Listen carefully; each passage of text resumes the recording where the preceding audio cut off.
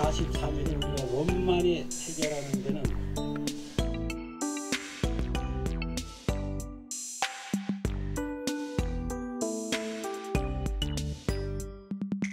내 이웃 타 종교인이나 무종교인을 부처님께 인연 맺어주게. 우리가 여기 오면서 어떤 여행보다 회비를 많이 내고 왔습니다. 우리가 여행을 가기 위해서 여행사에다가 회비를 내면 우리는 가이드한테 과정 불만과 또 하고 싶은 이야기들을 많이 하게 됩니다. 우리가 서울서 출발해서 여기까지 오는 과정에도 기다리고 또 부족한 것들이 많고 이런 것들을 불만을 삼기 시작하면 우리가 순례의 길을 택한 의미가 하나도 없습니다. 음식이 마음에 드니, 숙소가 마음에 드니, 왜 이렇게 기다려야 되니, 이런 것들을 불만을 가지려고 했으면 순례의 의미가 전혀 없습니다. 우리는 회비를 내고 순례에 가겠다고 마음먹은 그 순간부터 우리는 수행입니다. 비행기 타기 전에 장시간 기다려서 앉아있는 것도 순례의 과정이고, 또 숙소가 마음에 안 들더라도 그것을 이겨내는 것도 순례의 과정이에요. 이런 어려운 과정 하나들을 불만으로 이해하기 시작하면 이 43일의 순례를 절대 해나가기 어렵습니다.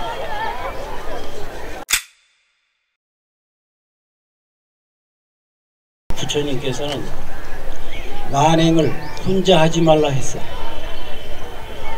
그리고 둘이 하지 말라 했어요.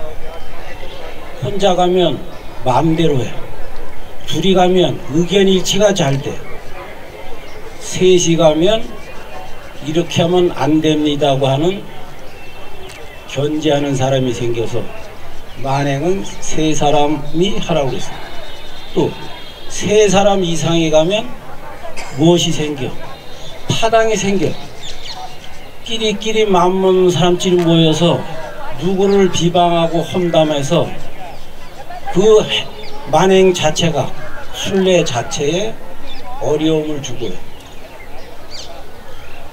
그래서 우리가 순례를 하려고 하는 순간은 다 내려놔야 돼. 우리가 이게 순례 오기 위해서 3년을 무단히 노력했어요.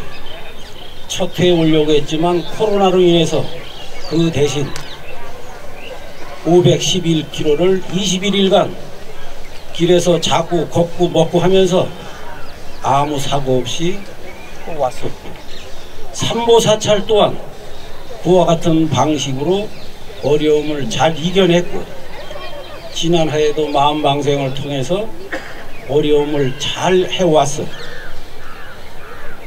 그러나 이 43일의 인도 성지순례는 그때와 비교할 수 없는 어려움들이 있기 때문에 나만 생각해야 돼. 나만 생각한다는 것이 내 이기심을 얘기하는 게 아니라, 내가 불편하면 내 옆에 도반도 불편하고, 내가 화가 나면 내 옆에 사람도 화가 난다. 이 순례에서 가장 중요한 것은 상대한 배려 없이 상당히 어려움이 있습니다. 내가 화난다고 해서 그 화남을 상대에게 베푼다든가, 내가 짜증난다고 해서 주위 사람에게 짜증을 낸다든가, 여기는 짜증 받아주려고 온 사람도 없고 누가 화내는 걸 받아주려고 온 사람도 없어요. 3년 동안 오르지 부처님 성지를 순례하면서 본인들이 갖고자 원하고자 하는 것들을 순례하면서 뭔가 성취하고자 이런 뜻으로 온 이 많은 대중이 누구 한 사람의 화풀이 용이 돼서도 안 되고, 누구 한 사람의 웃음거리가 돼서도 안 되고. 그래서 이번 순례의 가장 중요한 것은 이해와 배려뿐입니다.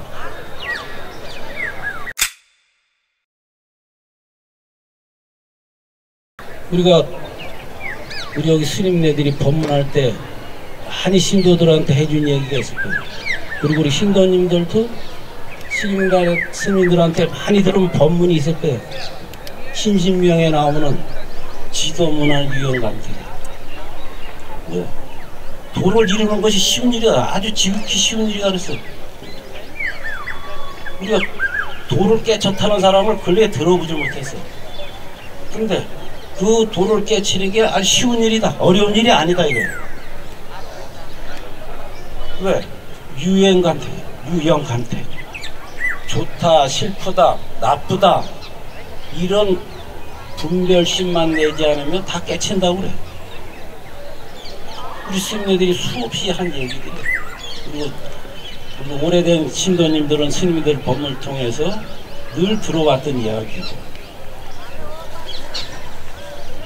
우리가 도를 통하기 위해서 수많은 납자들이 결제 때 2000명씩 앉아서 정진을 하지만 도를 깨쳤다고 법문하고 나선 사람이 하나도 없었어요. 그것은 무엇 때문에? 시신명에서 말하던 유형감택이야. 늘 시시비를 가리고 좋고 나쁘고 옳고 그르고 이런 걸 따지다 보니 도를 이룬 사람이 없어요. 우리가 깨달음이란 자체를 어렵게 생각해서 깨달아도 깨달았는지 모르고, 부처님처럼 깨달았다 하는 것은 신통방통 재주 부리는 것도 아니고 세상 이치를 아는 거예요. 세상 이치. 3살 어린이가 칼로 놓으면 빌까봐 걱정하고, 물가에서 놓으면 물에 빠질까봐 걱정하고, 불 곁에 있으면 불에 딜까봐 걱정하고, 그것을 아는 사람은 이치를 안 사람이야. 우리는 그 이치를 모르고 있는 거야. 우리 수행자들이 다른 건 몰라도 그냥 세상 이치를 아는 것이 깨달은 거야. 그것은 아란 거야. 그러나 더 이상 깨달음을 얻는다. 그것은 대지혜, 부처님의 세계. 그러니까 부처님의 세계를 가려면 다생검내로 수없이 나고 죽고 수없이 깨달음을 얻어서 대지혜를 얻을 때까지는 우리가 열심히 정진하면 이치는 알 수 있다. 근데 우리 이치를 모르는 사람들이 많은 것이 누구의 잘못이야? 그래서 우리들의 잘못이고.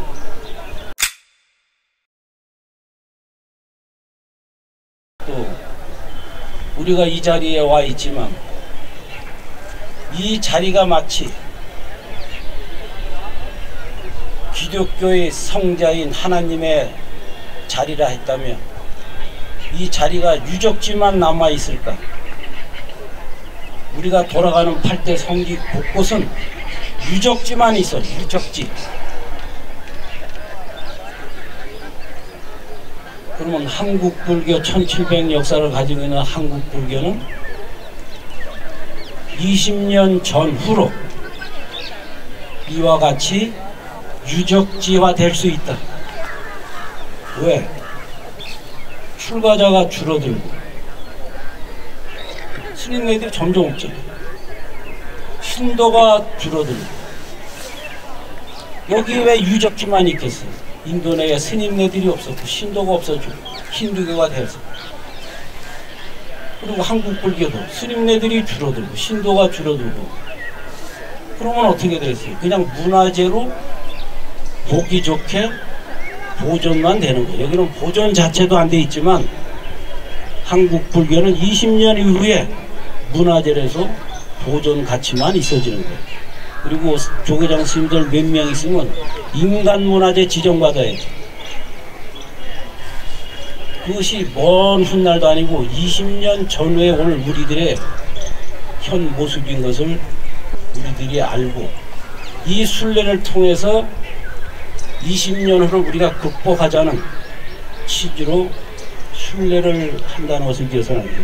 저는 늘 공석 사석에서 포교만이 우리 종단의 살 길이다 늘 이렇게 말씀해왔고, 그 포교도 개개인이 1대1로 만나서 하는 포교도 있지만 이 많은 대중이 43일을 걸으면서 매일 뉴스를 방송을 통해서 보내고, 그거를 보는 불자들이 신심을 내고, 신심낸 불자가 내 이웃 타 종교인이나 무종교인을 부처님께 인연 맺어주게 해주는 역할을 우리가 43일을 걸으면서 한국 불교 중흥에 조그마나마 새로운 불씨를 심자는 데 그 이의가 있습니다. 그리고 우리 신도님과 스님들 개개인의 수행 방법으로 43일 동안 만족한 세운 원을 만족한 정진들을 각자 방법으로 쉼없이 진정한 마음으로 43일을 함께 해주시기를 부탁드립니다.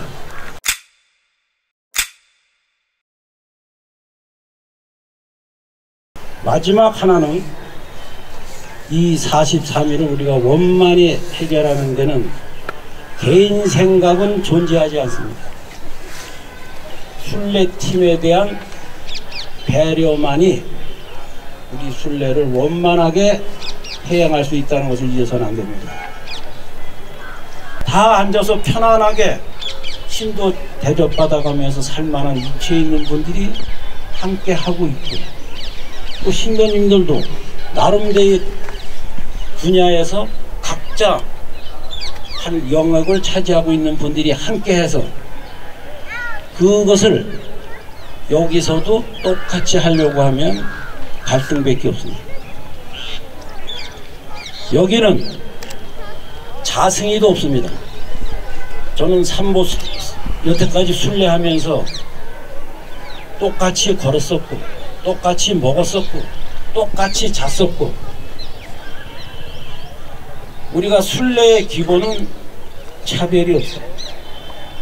조별로 먼저 들어가면 먼저 도착한 순서대로 공양 배분했고, 내가 늦게 들어왔다 해서 빨리 한 사람에도 앞당겨가지고 줄 서서 밥 먹은 적 없고, 줄 서서 똑같이 가서 먹었고, 이 순례의 기본은 다 차별이 없어요. 그 청교와 질서를 지키고, 그 다음 배려심. 우리에게 배려심이 없으면 이 순례를 원만하기 힘듭니다. 양보하고, 신발 신으려 할 때 신발이 멀리 있으면 갖다 이렇게 신발 시켜. 아무것도 아니지만 누가 뭐 하나 힘들어 무거운 걸 들을 듯 하면 옆에서 빨리 들어주고, 이 사소한 배려가 43일의 순례를 원만하게 할 수 있다고 봐집니다. 차별 없이 배려심으로 43일 동안 원만히 순례를 마칠 수 있도록 기원하겠습니다.